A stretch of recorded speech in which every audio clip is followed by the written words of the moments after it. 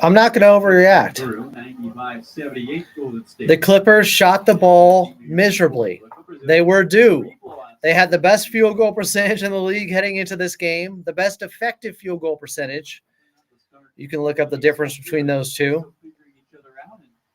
It happens. I think that was the main reason for this loss. Sometimes it is a make or miss league. Clippers defense saved them in the second quarter to get back into it, but they continued to stay ice cold. And outside of the big three with Zoo and Kawhi, who really didn't shoot it that well, and James Harden, this Clippers team, they couldn't hit the broadside of a barn. They couldn't hit water if they fell off an effing boat, as the late Tommy Lasorda would say, since the Dodgers are top of mind. Overreacting to a bad shooting night to me is like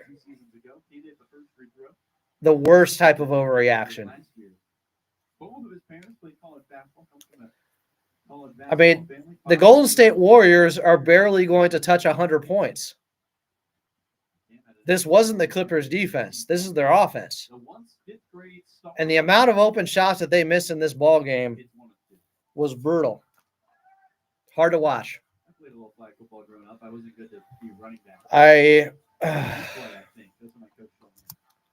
I'm not going to put everything into this. I'm not going to freak out with you guys. These nights, these shooting nights happen in the NBA.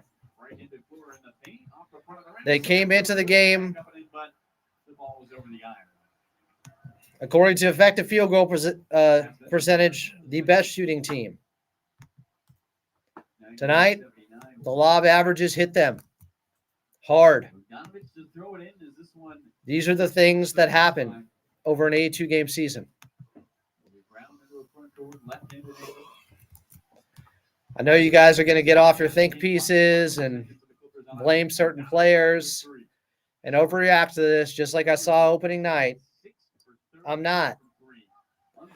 You can't go 6 of 30 from 3. Show starts. Beats the Clippers in the regular season. They win 98-79 over the Clippers. And the Clippers towards the next one on Friday. Well, for Tanika Burrell, our engineer, Michael Duca, our statistician, Carly Menez saying we'll see you in a second. Warriors win 98-79. Clippers are 2-2 as we head to Friday on your Clippers at your network.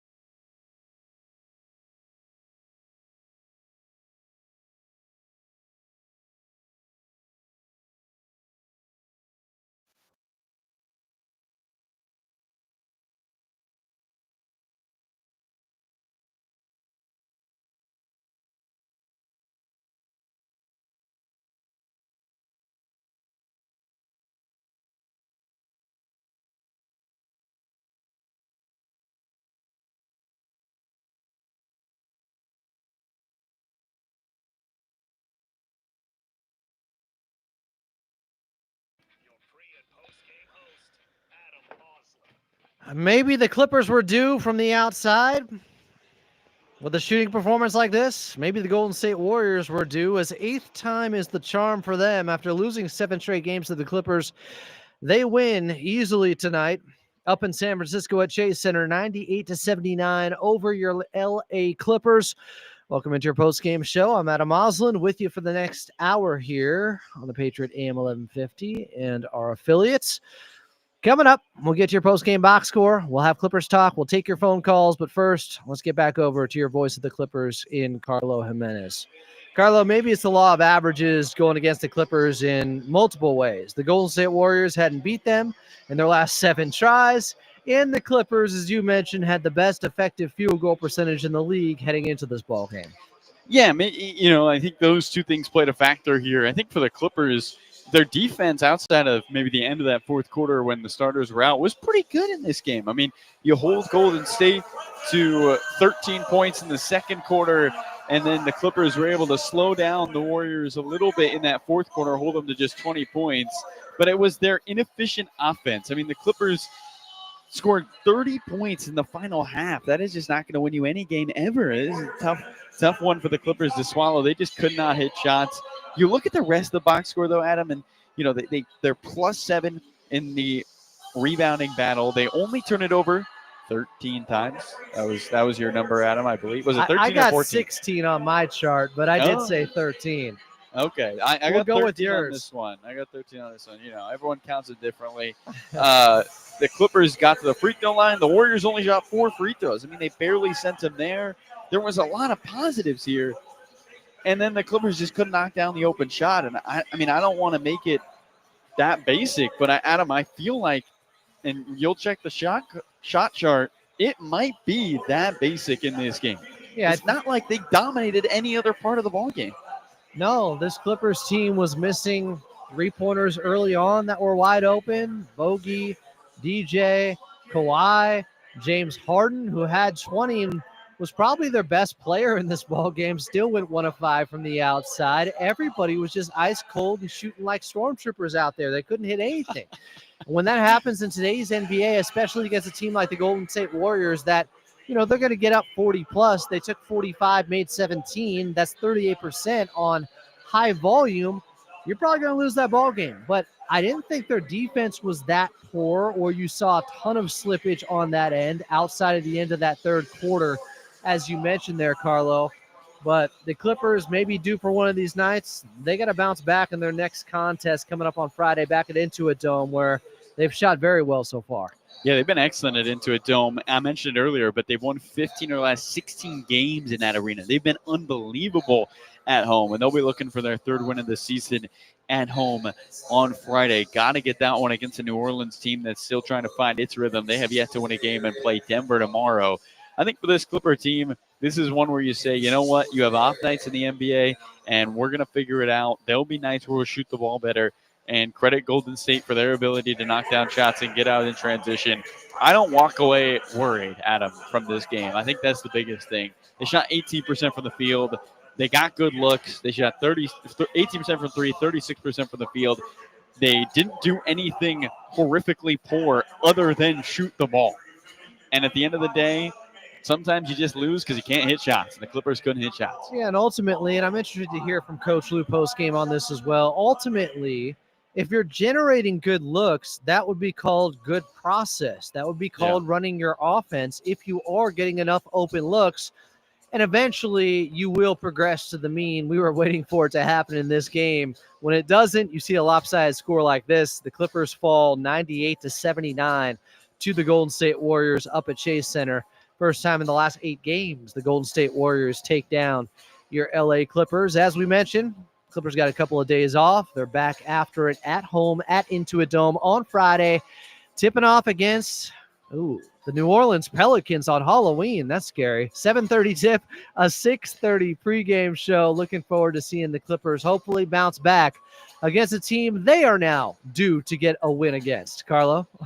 Yeah, they'll want to win against that New Orleans team that they've had some spooky contests against. But I trust them, and Adam, we got a game at home. The Clippers always great at home. I'm excited for that one. Let's go. Carlo Jimenez, great call as always. We will talk to you on Friday night, my friend. See you on Friday, Adam. See you on Halloween. Coming up next, we will get to your post-game box score after the Clippers lose 98-79. They were down by as many as 24 up at Chase Center. And they drop one to the Golden State Warriors and are now 2-2 on this young season, 0-2 on the road, 2-0 at home. Their next game isn't into a dome, as we mentioned on Friday. More Clippers postgame coming up next, right here on the Los Angeles Clippers Audio Network.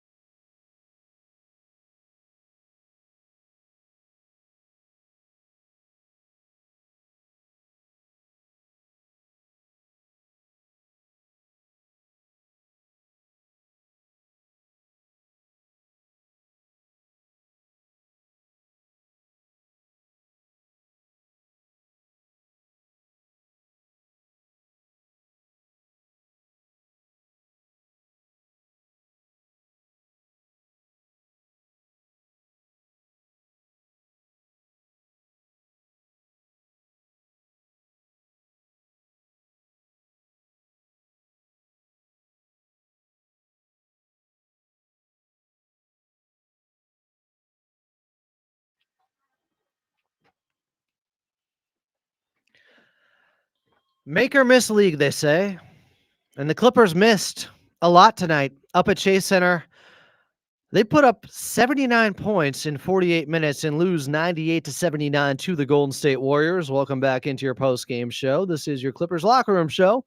I'm Adam Oslin. Still to come, we'll have Clippers talk on the Patriot AM 1150. If you want to get on early, 877-520-1150. 877-520-1150 is the phone number. I mean, I got all these people in the chat being doomers, but none of you guys ever call in or can really explain why this season is over after 4 games because the Clippers are 2-2 and had an off shooting night. How bad was it, Adam? This bad. They went 30 of 82 from the field. That is 36.6%. But from 3, it was worse. They were 6 of 33 from the outside. That's 18.2%. In contrast to the Golden State Warriors, who shot 45% from the field and 38% from the outside on high volume, attempting 45 threes and making 17 of them. Clippers on my chart turned the ball over 16 times, and let's see, 11 of them came in the second half. They only had 5 turnovers in the first half. Where they took back the lead after trailing by as many as 15, they led by 3 at the half, thanks to great defense where they held the Golden State Warriors to a 13-point second quarter.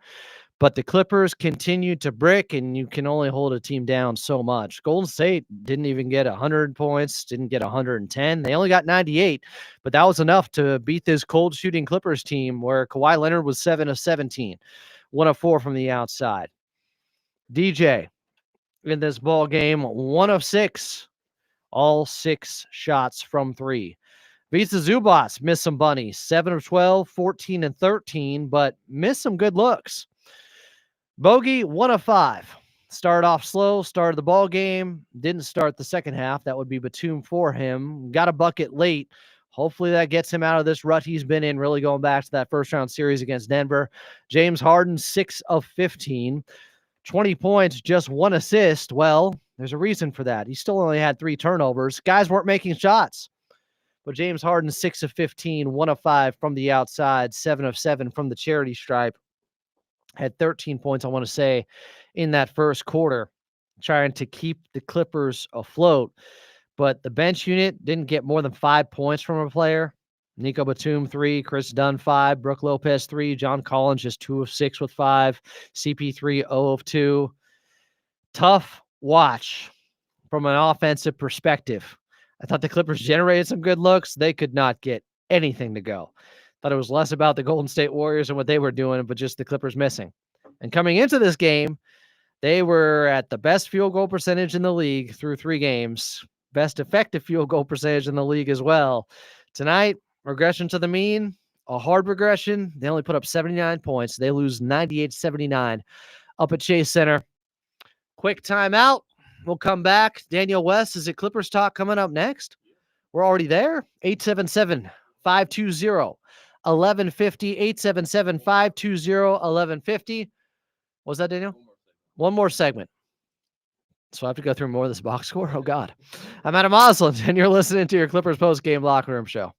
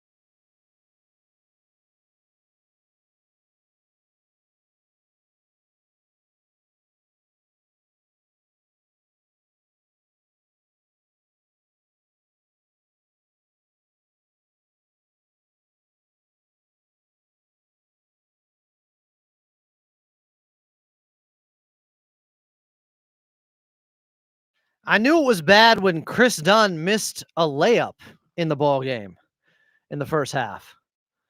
The Clippers shoot 6 of 33 from the outside. That's 18% from 3. 36.6% overall from the floor. Score just 79 points and lose 98-79 to the Golden State Warriors. You hold a team to 98 points in today's NBA, especially a team like the Golden State Warriors, you should probably win that game. The Clippers felt like the rims betrayed them. What's the opposite of a magnet ball? Like a Folgers lid on top of the hoop. Just tough to see. Clippers got 2 days off to work out the kinks, to find their shooting stroke again, because they came into the ball game shooting the best effective field goal percentage in the league. Friday night, they'll be back at home at Intuit Dome, taking on the New Orleans Pelicans on Halloween. This is Halloween. Tip-off at 7:30. Pregame show starting at 6:30 outside of Los Angeles. We are leaving you until then. But up next, we got Clippers talk.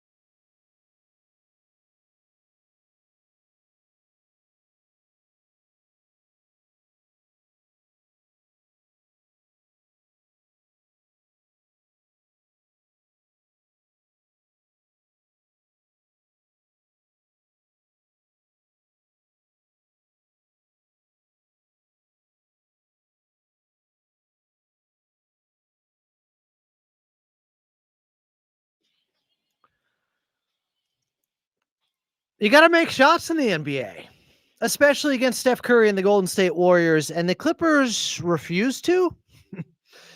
They did not fall tonight. Clippers lose 98-79 up at Chase Center against Golden State. Maybe they were due. They were the best shooting team in the league heading into this game. They exit the game shooting 36.6% from the field and 18.2% from three. Missed a lot of wide open shots. And oh, yeah, their 7-game winning streak over the Golden State Warriors stays there. They couldn't get to 8. The Warriors were due as well. A couple things going against the Clippers. If you want to get on, 877-520-1150, 877-520-1150 is the phone number.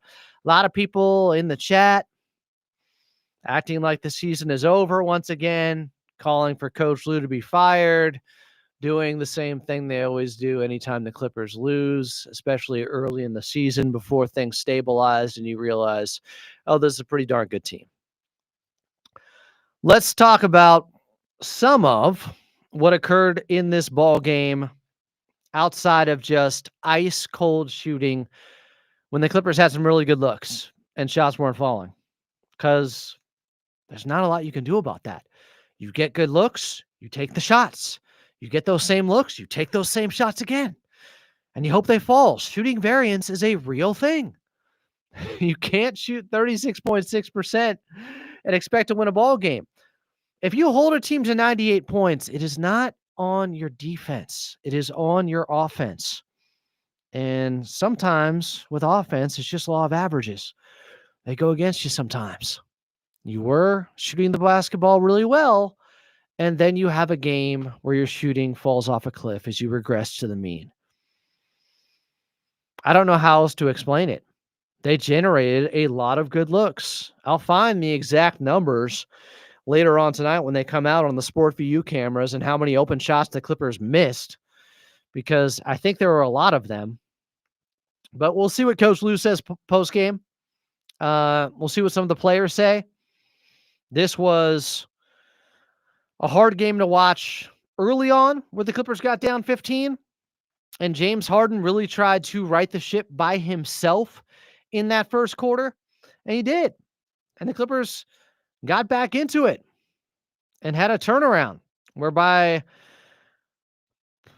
the 2:45 mark of the second quarter, they had the game tied after being down by 15. There was some James Harden brilliance. End of the first quarter. It was, I want to say James Harden ending up with, I think I had him at 13 points to end the first. Now, a lot of it was still getting to the free throw line. Getting fouled. Yes, it was 13 points on 4 of 7 shooting, 5 of 5 from the charity stripe. In the first 12 minutes, James Harden played the entire first period. Clippers were still down 33-25, but they trailed by as many as 15 in that first quarter. So they cut into the lead, and it was James Harden because nobody else had more than 4 points. Kawhi started 1 of 3. Ivica Zubac was 2 of 6, missing good looks at floaters. Like, what would you like the Clippers to do there? Should he not take shots from 5 to 9 feet out, little push shots that he makes all the time? I think you have to say that this is just one of those games that happens where a lot of guys at the same time go uncharacteristically cold. Zoo was missing easy ones. They missed literal layups in this ball game. Chris Dunn missed a layup. Should they not take layups because they miss? Is that not a good shot? They generated some really good looks. You get them again, you take those shots.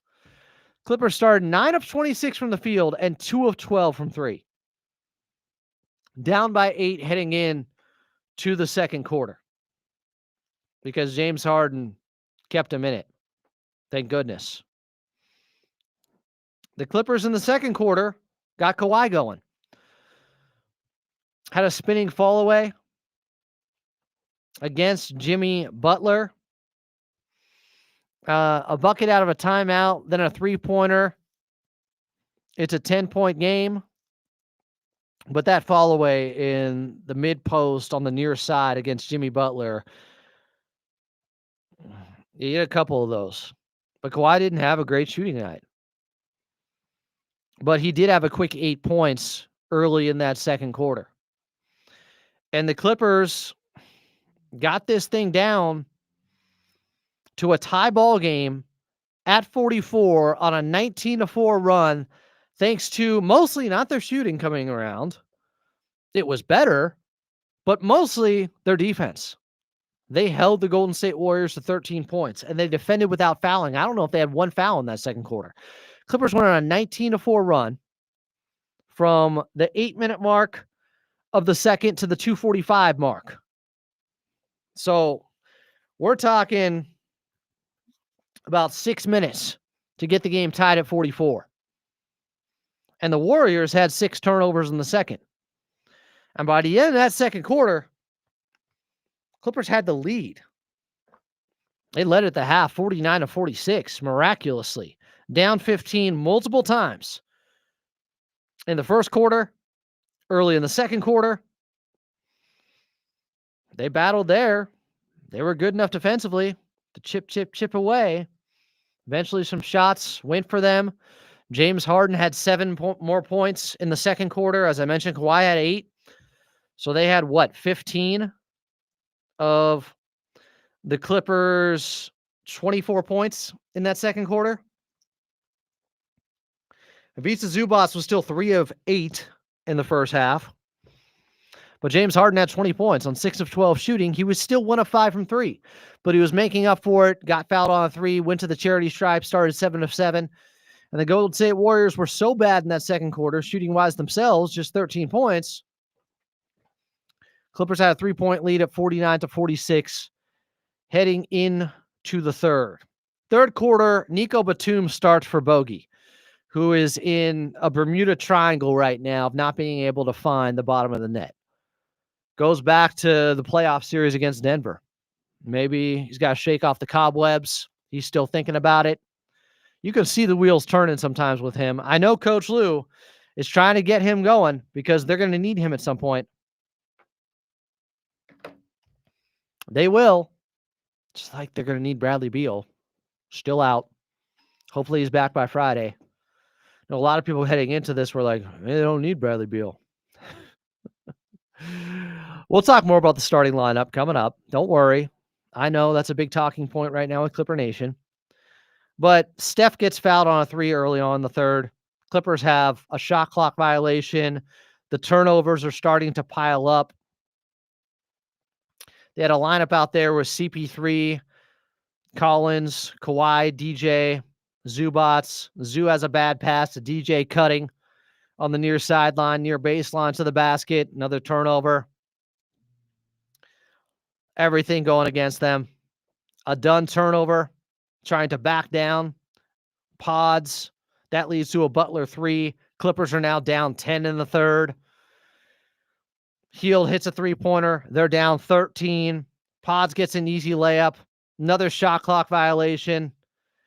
And the Clippers then at, I think it's around the 2:45 mark of the third quarter, did not have Kawhi, James Harden, or Ivica Zubac on the floor. And if you want to get upset with Coach Lou about anything, I think that's fair game. It happened at, let me see, Zoo subs out at the 2:43 mark for Brook Lopez. So your lineup out there is CP3, Dunn, Lopez, DJ, Collins. Oh boy, did they struggle. It went from a 7-point game. You're okay. You're only down 7. It's 68-61. There's 2 minutes and 43 seconds left in the third quarter. To a 15-point game heading into the fourth. Turnover by Dunn, trying to make things happen. Jimmy Butler 3-pointer. Jimmy Butler making transition. Pods bucket. Moses Moody 3-pointer. It was really, really hard to watch. That Clippers group could not generate anything. And they really shouldn't be that bad. Like, you got 2 ball handlers out there in CP3 and Dunn. Brook Lopez, DJ, Collins. They couldn't get anything going. So the Warriors go +8 in the last 2 minutes and 43 seconds to get up 78-63 heading into the fourth, thanks to that lineup and 6 turnovers overall by the Clippers in the third. Fourth quarter, they got Kawhi back in there. Collins, Dunn, Kawhi, CP3, Lopez start the fourth quarter. CP3 has a steal on Pods to make it 80-66. And then Brook Lopez lost a jump ball to Moses Moody. And I'm thinking, uh-oh, this can't be a good sign. That is a really bad sign. Auspicious start to the fourth. The Clippers continued not to be able to hit anything. And Quentin Post, who had just some of the most back-breaking shots in the ball game. Just look at it this way. When you talk about how poorly the Clippers shot, the Clippers are 6 of 33 from the outside. Quentin Post is 4 of 7 by himself with 12 points. And he hit a big one in the fourth quarter, I think, to put him up 20. And eventually, they were down by as many as 24. It got away from them. By the time James Harden came back in, he was ineffective. Clippers waved the white flag early. You saw Cam Christie, Yannick, Kobe Brown, Telford out there for some garbage time minutes, and the garbage time was extended because of how bad the Clippers were in the fourth quarter too. Everything just kind of crescendoed on them with more turnovers in the fourth and more missed shots. The Clippers in the fourth quarter, after only having a 13-point third quarter, had 16 in the fourth, and I don't know how much of that was garbage time. You score 30 points in a half, not going to win a ball game. You score 79 points in the game, not going to win. Clippers fall 98-79 due to some scoring ruts, some unbelievably poor shooting on good looks. Can't overcome it. Hard to watch. I get it. It was on NBC. Maybe that's why Clipper Nation's more frustrated. Nationally televised game. You put together a performance like that. I was proud of them battling through the poor shooting in the first half. But once you combine the poor shooting with the turnovers in the third quarter, it's over. Clippers lose by 19 and lose to Golden State for the first time since, I think, December of 2023. We'll take a quick timeout here. Clippers' next ball game coming up on Friday at Into a Dome against the New Orleans Pelicans on Halloween. I'm Adam Osland, and you're listening to Clippers Talk. And while we have a moment, let's pause 10 seconds for station identification here on the Patriot AM 1150 before we break. AM 1150 KEIV Los Angeles. An iHeart radio station. Clippers are 2-2 on the young season after a 98-79 loss at Chase Center to the Golden State Warriors. More Clippers talk coming up next here on the Patriot AM 1150.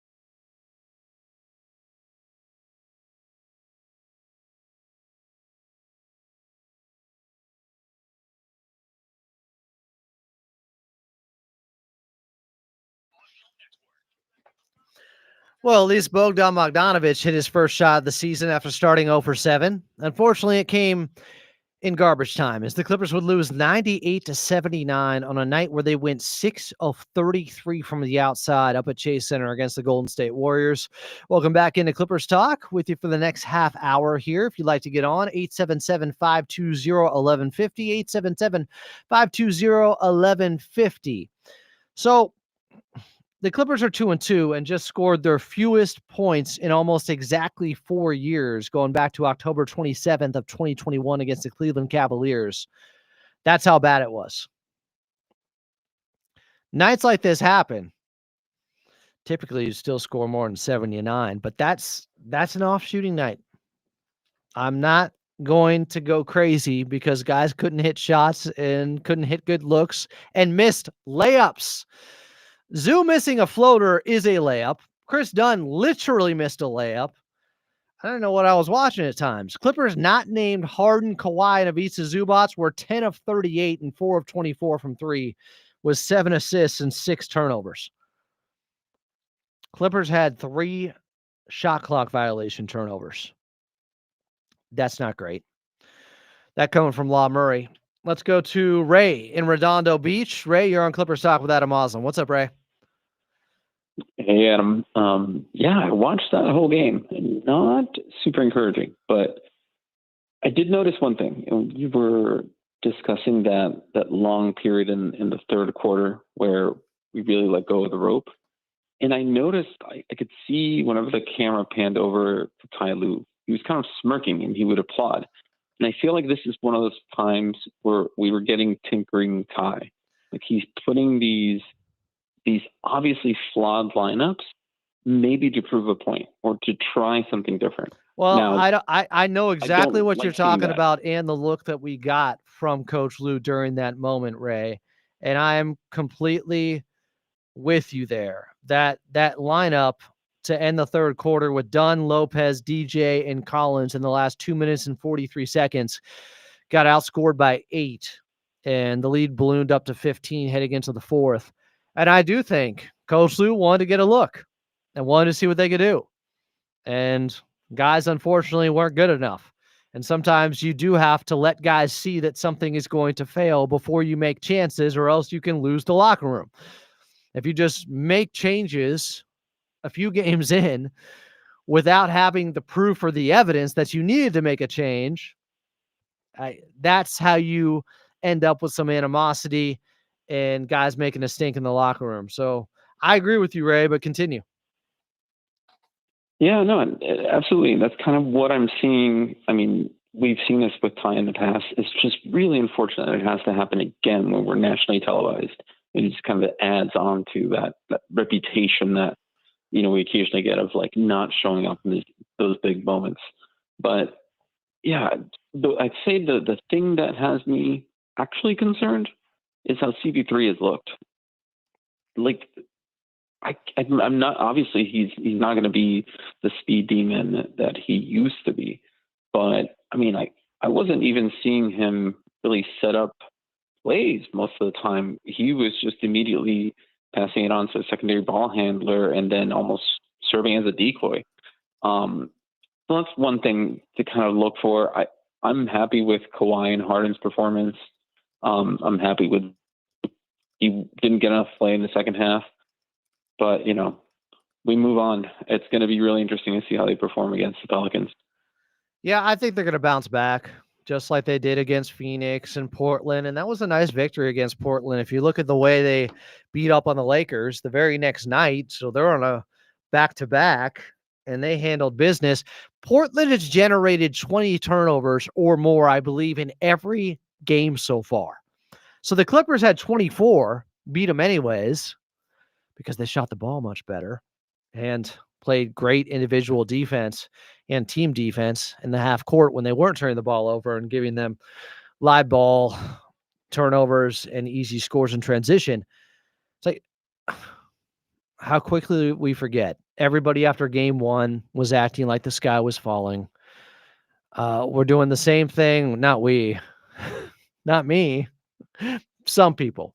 Ray was pretty measured there. Clippers loses ball game. I get it. The NBC point is well taken. It's a nationally televised game. You want to show up and show who you are to the rest of the country, and the Clippers lose by 19. And it wasn't close in the fourth quarter. But do I think this game is going to define them? No, it's not. I don't know how many times I got to say that every time they lose a game or lose badly. Like, this is not what's going to define the season, guys. I understand the frustration. Be frustrated. 877-520-1150 if you want to call in and be frustrated.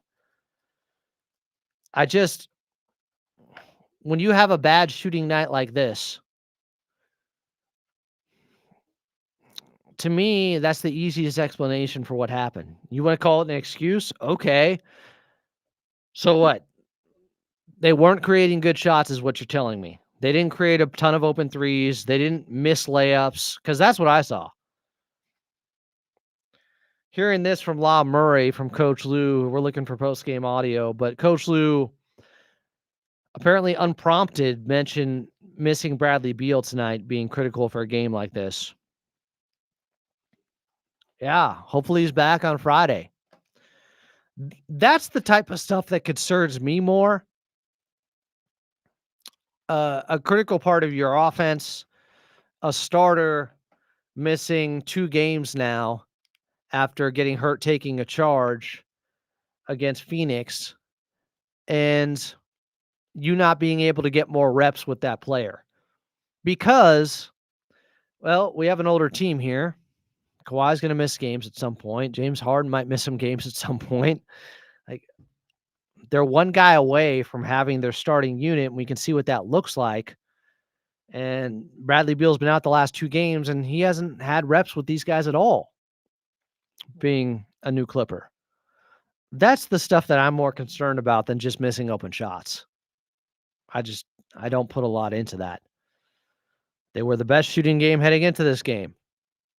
They have a regression to the mean. You could see it was telegraphed. This bad? Maybe not. But these type of games do happen. Clippers lose to the Golden State Warriors, 98-79. We'll take a quick timeout. We'll come back. More of your phone calls, 877-520-1150, and I'll talk about the starting lineup some too. And what could be coming, depending on if Bradley Beal's back and just all the different variations and ways they can play this. I'm Adam Osland, and you're listening to Clippers Talk here on the Patriot AM 1150.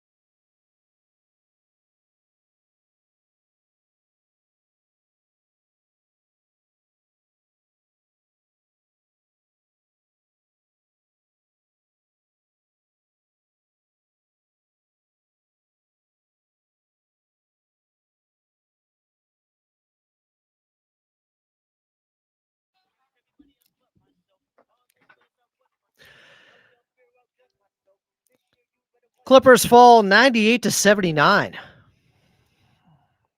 Up in San Francisco at Chase Center, they lose to the Golden State Warriors for the first time in almost 2 years. They had won 7 straight. They also had been the hottest shooting team in the NBA, according to effective field goal percentage heading into this ball game. And tonight, they shoot 36.6% from the field and 6 of 33 from the outside.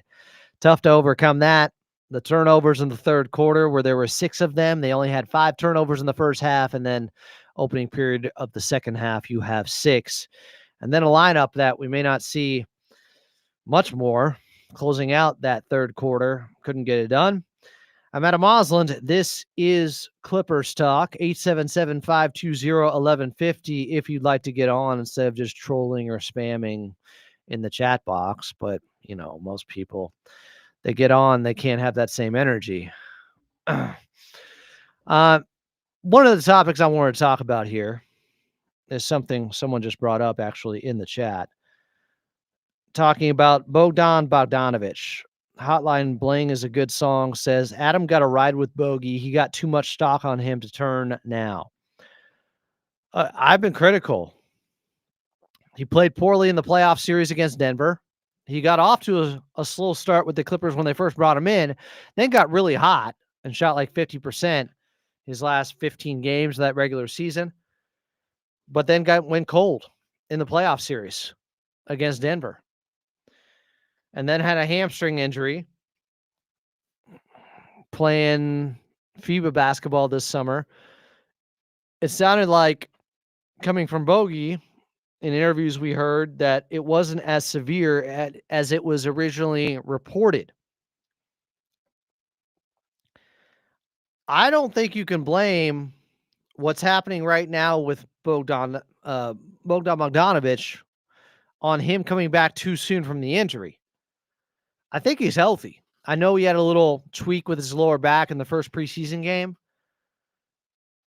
I think this is more about the mental game here with the shots he's missing and how rushed he looks.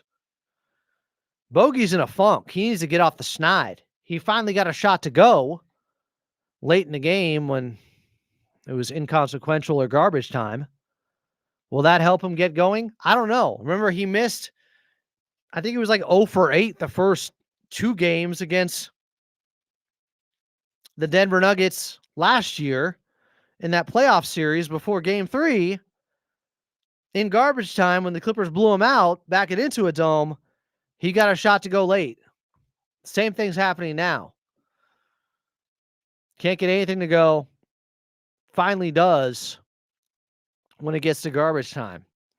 That shot against Denver in that playoff series, though, didn't get him going. Didn't turn the series around for him. He did say that he was dealing with some stuff then. And it took him about a month to get healthy after the season ended. But I think this is more mental. I think this is a low confidence issue with Bogdan Bogdanovic. And I think Coach Lou is trying everything to get him going. That's why he played heavier minutes last game, even critical minutes in the fourth quarter. I think he was chasing a moment from Bogey to get a shot to go, a meaningful one in the fourth quarter. They win that game against Portland regardless. He doesn't end up closing out the game, but he was playing critical minutes early in the fourth. And then he starts again in this game after Dunn started for him the second half of last game, which really helped them against the ball pressure from Portland. And Chris Dunn was having a much better offensive game. And of course, his defense is elite on the perimeter. But Bogey starts again tonight. And he airballed a 3-pointer in the first quarter. I mean, that is not a guy who's hurt. That's a guy who is in a Steve Sachs-like funk where you can't throw the ball to first. Since Steve Sachs is on with Tim Cates mornings on AM 570 LA Sports, it's called Scam right now from 6 to 9 a.m. as they break down the Dodgers in the World Series. Bogey's got to get himself out of this. And he didn't play meaningful minutes after that first quarter again. He gets back into the game late. Batum starts for him in the second half. But you miss a wide open 3 on the left wing. They left him wide open and then airballed another one in the first quarter. I don't know. This is not the injury excuse rings hollow for me with Bogdanovich right now. So talking about, oh, Adam won't call him out. He's got too much bogey stock. How about them? How about them apples? Bogey's got to figure it out. The problem is this whole idea of, well, just don't play him. You're going to need him at some point. You need him to be confident. You can't just give up on guys this early in the season, 4 games in. That's not a solution. You have to give them opportunities to regain their rhythm, their timing, and their confidence. CP3's not playing great the last couple games. I know he hit 2 3-pointers in the fourth against Portland that were wide open, and those were good to see. But he didn't handle their ball pressure very well either, and didn't look great in this game. Chris Paul 0 of 2, minus 11 out there.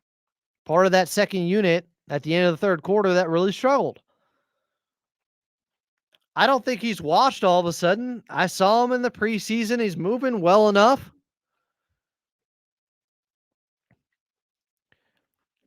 There are certain guys that you're going to ride or die with to an extent. It doesn't mean you have to play them heavy minutes, but they have to play. Doesn't mean Bogey has to start the next game, but he still has to play some.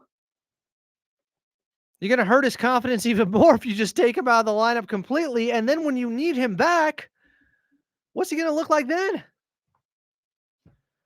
I don't think you guys understand the structure of a locker room or how you have to handle personalities and guys' egos and how difficult of a job is it to be a head coach. Oh, let's just start Collins right away. Hey, Collins may start at some point. I'm all for it. But 4 games in, if you start overreacting to bad performances and benching guys, you're going to lose them the entire year when you are going to need them at some point, so you can't afford for that to happen. You guys want to treat every game like it's a must-win playoff game. The coaching staff has to actually look at things long-term over an 82-game season and what's good for the health of this team in the locker room. It's not that simple. Sure, I expected Dunn to start the second half. Instead, it was Bogey. It made sense. Quentin Post was killing him. Instead it was Batum. It made sense to put Batum out there to start the second half of this game, just like it made sense to start Dunn the second half of last game. They started Batum to guard Quentin Post. Unfortunately, he wasn't missing, while the Clippers were. So it's not like some things weren't tried.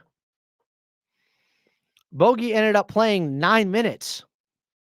Putting this game on one player is ludicrous.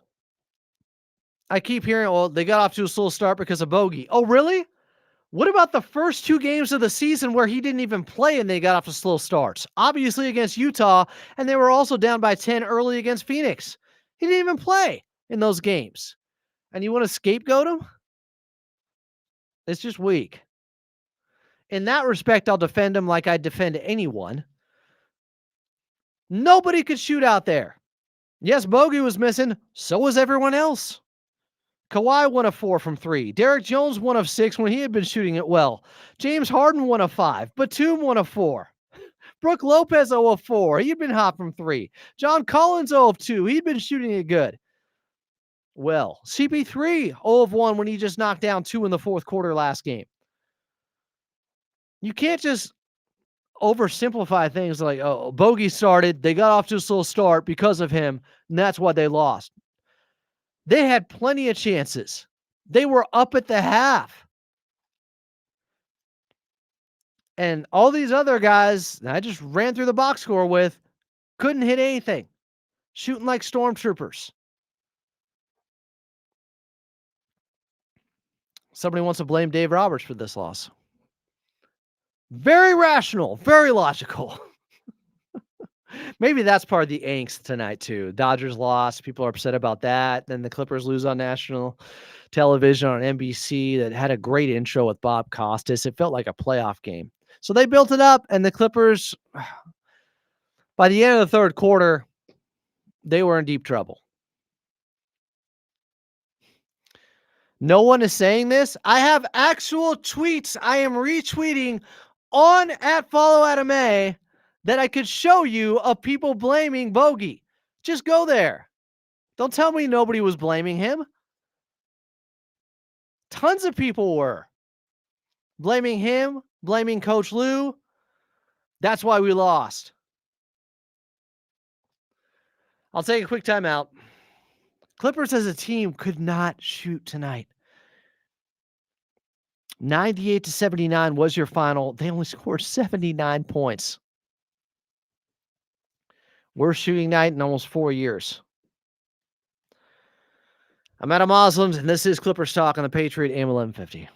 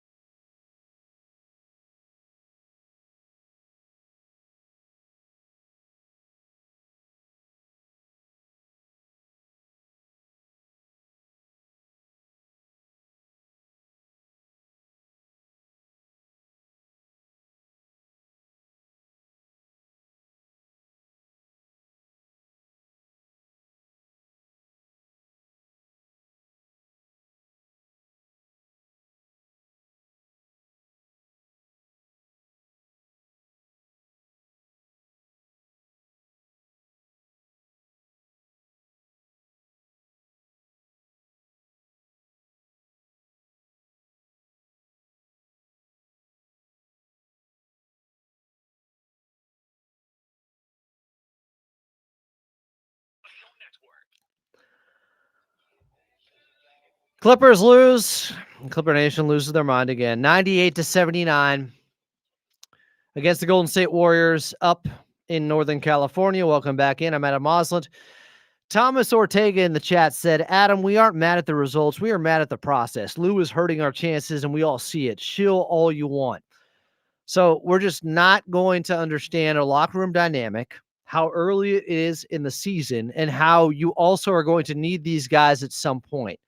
That's the part of the equation you're missing. You think it's just about winning that game that night. People would say this all season long with the Dodgers too. When Dave Roberts is like, I got to play the long game. Coach Lou is playing the long game for the better off or better overall health of this team, to not make knee-jerk reactions all over the place and just start benching guys or changing the starting lineup constantly or pulling the trigger too soon. The hope is that this process that they're actually using ends up leading to more wins down the line, because you don't just give up on guys that you're eventually going to need, like Bogey. You can't treat the regular season like every game is a game 7. Because inevitably, guys are going to be out. And you're going to need your depth and some of these guys that you all want to give up on already. That's how it works. Quickly, Mike in LA, you're on Clipper Stock with Adam Moslin. What's up, Mike?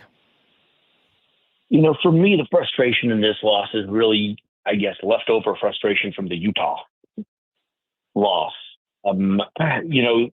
Losing tonight, you miss shots. It happens. But, given the context of the Utah loss, a week ago, and, the stated need by, multiple members of the team to get out to a strong start, to start the season, and the, relative, softness of the schedule, if you will, early in the season, it just, gets very frustrating. I agree. They need to start at worst 7-3 their first 10 games, and they're 2-2. I agree with that part, but it hasn't been ideal. Guys have been banged up already with one of your starters and Bradley Beal missing. I don't understand, like 916 kid in here who's impersonating me is saying, no, we expect better effort. It's like, well, was their effort good when they held the Golden State Warriors to 13 points in the second quarter? Some people are confusing effort with execution. I don't think the effort was that bad. I think they missed a ton of shots. They missed layups in this game. I just think after the Utah loss, your margin for error shrinks, for those, first 10 games so much. You still have OKC coming up next week. And, New Orleans on Friday, that's never been an easy, I don't care who's on New Orleans. They always play well against the Clippers for whatever reason. That's where, for me, a lot of the, frustration comes that already you kind of, had your moment at Utah. Yeah, I don't love what happened in Utah. They also might be a better team than we expected coming into this season. We'll see how that plays out. I appreciate the phone call, Mike. Look, if they lose to the Pelicans and it's some low effort game and they're lollygagging out there, not getting back on defense and look disinterested, add into it, Dome, and you guys want to hit the panic button then after 2 days off to a Pelicans team that I don't think is a playoff team this season at home, then okay. Then you guys have a right to be upset. Let me know if that happens. Because I think they're going to play well on Friday night. Let me know if that happens. They get to 2-3 and they're not playing well. Let me know. Because I think they're going to come back and bounce back on Friday. I mean, they held a team to 98 points and lost because they couldn't hit shots. Hey, I'm not against Collins in the starting lineup, Dunn in the starting lineup, all these things. I'm just explaining to you the things that the coaching staff actually has to take into account that you don't. They're not robots. It's not plug and play. They have to manage egos. They have to manage the locker room. And you can't give up on guys 4 games in. And I'm not giving up on this team because they're 2-2 4 games in. Friday night, they're tipping off at 7:30. Pregame show at 6:30. Before we get out of here, I do want to thank Carlo Jimenez on the call. Daniel West back here in Burbank, our producer. I'm Adam Moslin. We will talk to you Friday at 6:30 with the pregame show on Halloween. And yeah, that is kind of scary taking on the Pelicans then, but I expect a good performance. Talk to you then.